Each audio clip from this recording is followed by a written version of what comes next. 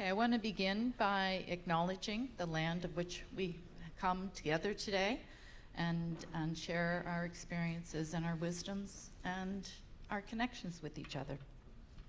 So I'd like to begin by acknowledging that we are in Mi'kma'ki, the ancestral and unceded territory of the Mi'kmaq, that the territory is covered by the Treaty of Peace and Friendship, which the Mi'kmaq and Wolastoqiyik Maliseet people first signed with the British Crown in 1725. The treaties did not deal with surrender of the land and resources, but in fact recognized Mi'kmaq and Wolastoqiyik Maliseet title and established the rules for which was to be an ongoing relationship between the nations. Dalhousie University further acknowledges that African Nova Scotians are a distinct people whose contributions have enriched that part of Mi'kma'ki, which we now know as Nova Scotia, since 1604. As a settler, I strive to respect the land by connecting to the water and to the woods, and by challenging myself to environmentally be responsible. Further, I honor relationality by growing connections and strengthening existing bonds. I ask all of us to reflect upon how we honor land acknowledgements and what they mean to us as individuals and as an organization.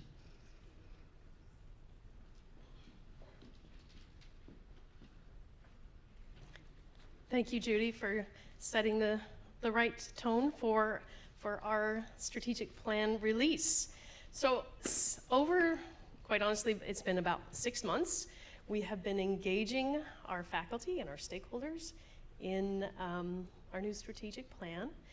And to start today's session, I'm pleased to start us off with a little bit of a video. So that's how we'll start, and then I'll share with you our plan.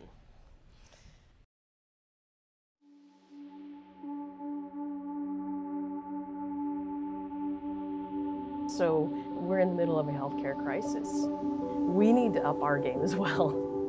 And until we have all of us working towards the same goals or similar goals, then I don't think we're going to be as strong as we could be, and I know that we can be. We were going through a lot, so whether that's going through COVID and then changing around some of our program because of the responses that we've had to do in order just to keep our programming going, so there was a lot happening. You even gave me this direction of, I want this to be different. But was there any fear around its differentness? I think at the beginning, I went back. I looked at some other university, other plans in the university, and I thought, that's not what I want. I don't want this 30-page document, and that's my mandate. That gave me a huge amount of confidence. And I met with a few people who said, oh my gosh, that's exactly what we need. I've always felt we've had a really good spirit of collaboration at the university, both within the faculty and really across faculties. We had this massive strat plan that we did a lot with. We had a lot of success with, but we'd outgrown that model. And I want to create a plan that people aren't just going to roll their eyes and go, oh, we're never going to do that. Because I've seen it happen. Plans get delivered and it's like, oh yeah, that looks great, but oh, yeah, I ain't doing that. It's going to be great, I think, and it's going to be an opportunity for all of us to rally around it and really propel the faculty forward. I can see how we could tie in our goals to the big picture, so I'm looking forward to that. We're such a large faculty with a lot of diverse, schools and units and everything, but there's so much commonality as well. So that really came through in our discussion. I think that's gonna work well, and especially when you have those kind of sessions involving different people, like staff, faculty, and different units. I think it's a good way to go. I was incredibly impressed by the talent and the passion of your colleagues. I think the amount of work that was accomplished in a short period of time is surprising. I think the quality of what we came up with as a team was not surprising, because just very passionate, very knowledgeable people that want to make this work, want this to be a success. I'm really excited about this, that we engage, we explore, and we educate to advance health. And that, to me, says that we're engaging both internally and externally with our partners. We're exploring, and to me that's the research, that's the students coming in and exploring themselves within the healthcare system. And then the educate. We are educating health professionals that will go out into practice. And all of those pieces help advance health. It's had some discipline and structure, as well as allowed for some dialogue and process. We're really identifying where we're going, but also really identifying who we are and what our purpose is. So you now have your lighthouse. You're moving from planning into the doing of the work, the implementation. What do you think happens next? Oh, that's where the work starts. And I think it's going to be empowering. It's going to give people direction and focus, and they can see how they're lighting the way.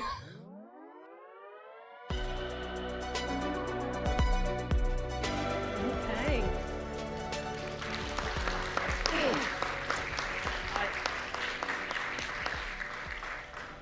So, for those of you who weren't here at the launch of our strategic plan, we promised to deliver a one-page plan, a one-page strategic plan.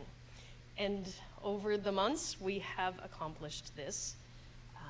And this is it. This is our lighthouse. A strategic plan on one page. And I'm going to go through this with you, kind of high level. But I want to talk a little bit about this plan, and I think there's probably some folks in the room going, how on earth do you have a strategic plan on one page? I would say behind this one page is about 300 pages of consultation, documents that support this plan and support the engagement sessions that we have had over the last, I guess they started in October. So although it's on one page, it's a very robust process. And I think we had hundreds of people that contributed their voice and expertise to this plan. This plan here, and Chaz, I don't know where you're at, he's our lead facilitator there, he's in the back.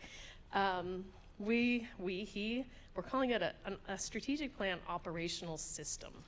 It's more dynamic than most plans that you perhaps have seen. And as I go through this, I'll try to explain that. But the first thing at the top of our lighthouse is our guiding light, or what some folks might consider a vision statement. And this arose, I guess, from our visions workshop that many of you were at, and so much consistency in what we heard as the priority to advance health.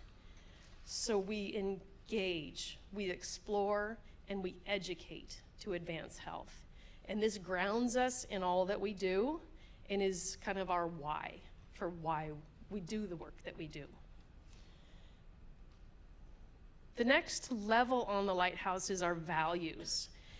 And again, a lot of consistency in what we heard from our stakeholders as to how we want to engage, and our values that will drive our decisions and the way we work together. So we have that we thrive for excellence is one. We embed equity and inclusion in everything we do. So it isn't a standalone initiative, it is embedded across the plan and across all that we do.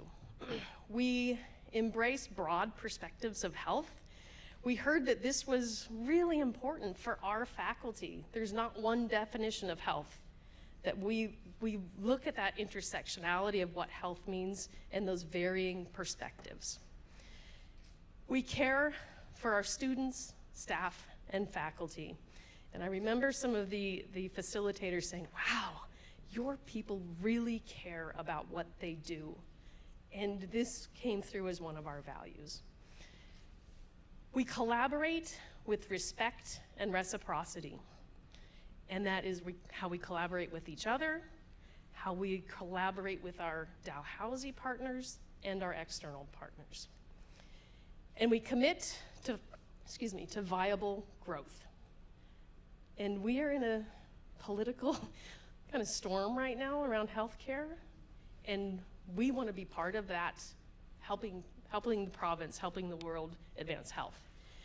But we can only do it through viable growth. And this became really important, that we can't overwhelm our own system to try to meet the demands of others.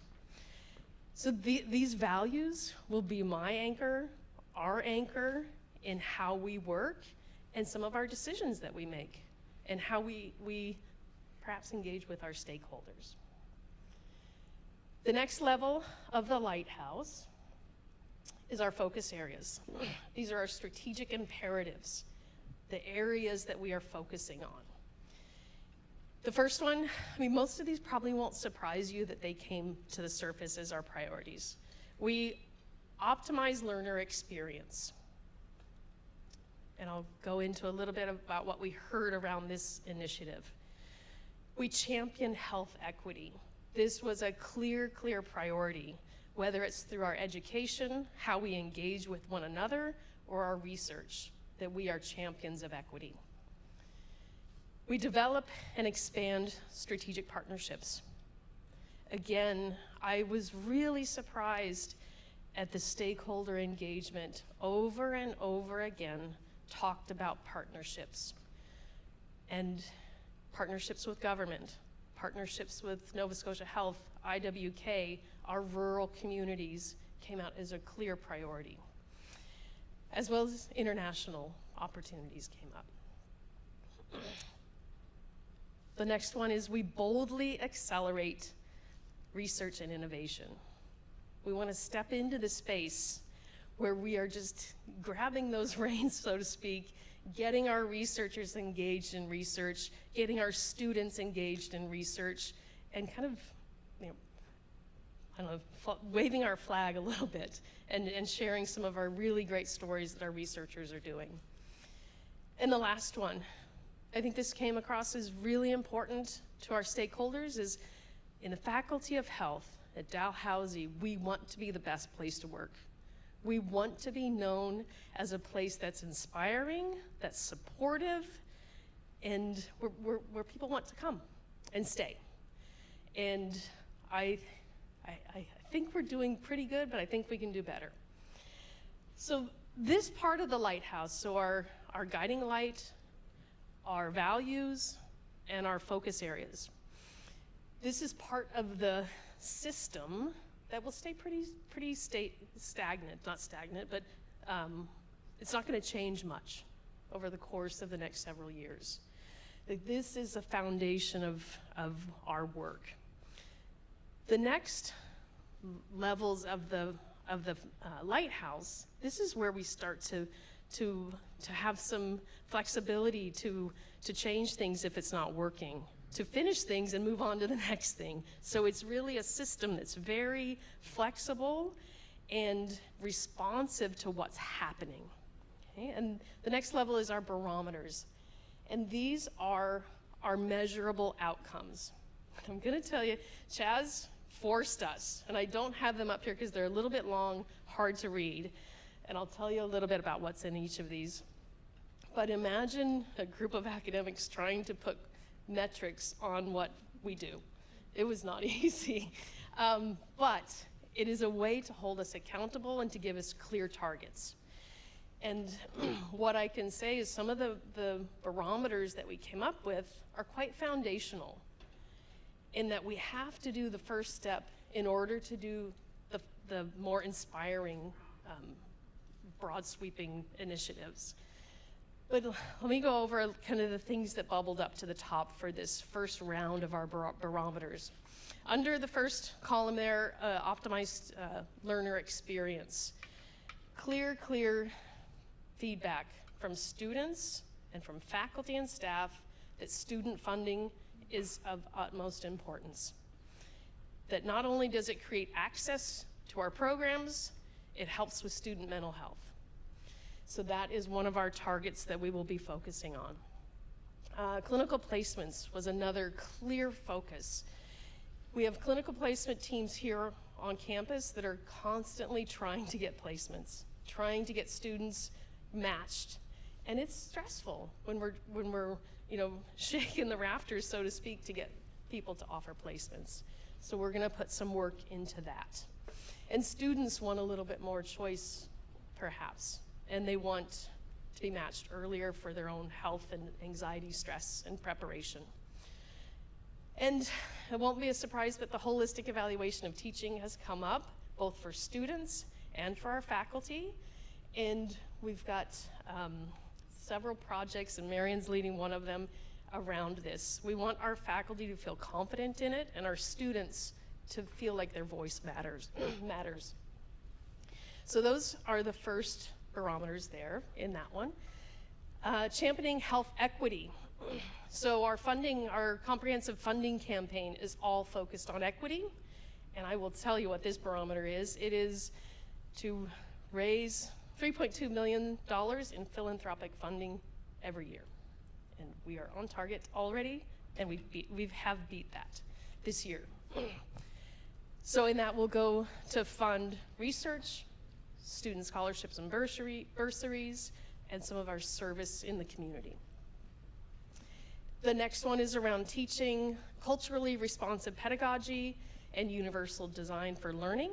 So we have started, we've had some engagement with faculty in workshops, learning how to incorporate this into their teaching, and we're gonna keep progressing and advancing this work. And the third one under here is professional development. We realize that we have really bold ambitions to attract diverse students, faculty, and staff, but we also need to have an environment that's ready for those individuals to arrive and thrive and stay with us. And that will be in our own work for our own faculty and staff professional development. So we've got some initiatives around that. The next one, where are we at? Partnerships. We have some initiatives around developing and expanding rural partnerships and clinical placements, and student mobility initiatives to enable them to go to placements in rural settings. International agreements and opportunities is coming up there, as well as projects with our provincial partners. We want to be at the table. We want to be helping our healthcare system to advance health. Boldly accelerate research and innovation is the next one. So kind of quite simply, increasing salary awards to enable researchers to have more time dedicated to their work and to advance their scholarship. Increasing external funding, and how do we support researchers in grant capture. And then the last one is around increasing the number of graduate students, thesis-based students, master's and PhD. The last one, be the best place to work. So there's some initiatives around staff retention, workplace wellness, and vacation utilization. And I know that sounds kind of simple, but when we started talking about the people that do not take their vacation and why, it's actually really complicated. So we want to be able to create supports that help people relax, rejuvenate. So the work that went into this, so those are kind of the broad sweep of what the barometers are about. The work really hit the road here in that we have developed projects for all of these barometers. We have, right now, I don't know where Susie's at, right in the back, okay. We have 156, as of last week, project ideas. And how many do you think we gathered this week, Chaz? 30 more? 40 more? Yeah, so we've probably getting close to 200 project ideas that will directly influence those barometers. We have project plans developed and written out for 45 projects. We have a strategic plan software. We've already loaded the plan into that.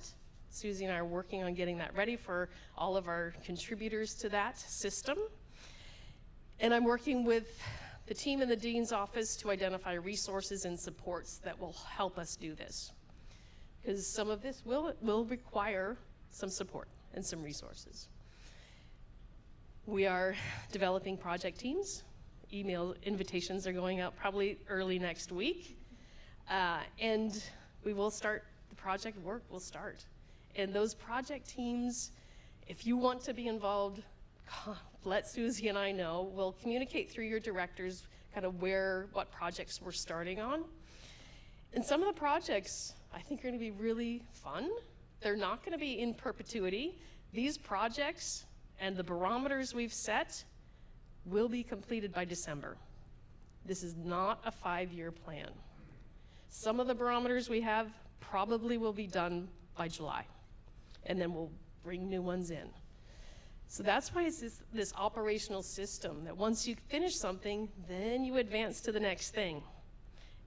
And you keep plugging along. Like I said, the barometers we've set, we hope to accomplish all of them by December. And some of them will be done earlier, and we'll plug new ones in. So the fun is starting now. What you see under here, the very bottom of the lighthouse, are the day-to-day tasks. We haven't articulated those, but that's your emails, the meetings you're setting up, etc. So, I have a prompt for you to think about. I want you to consider what the future will look like when we enact our vision. That we engage, we explore, and we educate to advance health.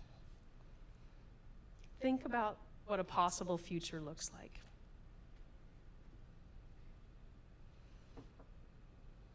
Now, share what you're thinking with your neighbor, your group around you, and your thoughts about what this future would look like. And we couldn't have our last strategic engagement without some stickies. If you've been through the process, you'll know. You have some sticky notes, and I want you to write short sentences, phrases on your sticky note of what that future looks like. Discuss with your partners, people around you, and then to the back of the room here, you see this white board is a lighthouse.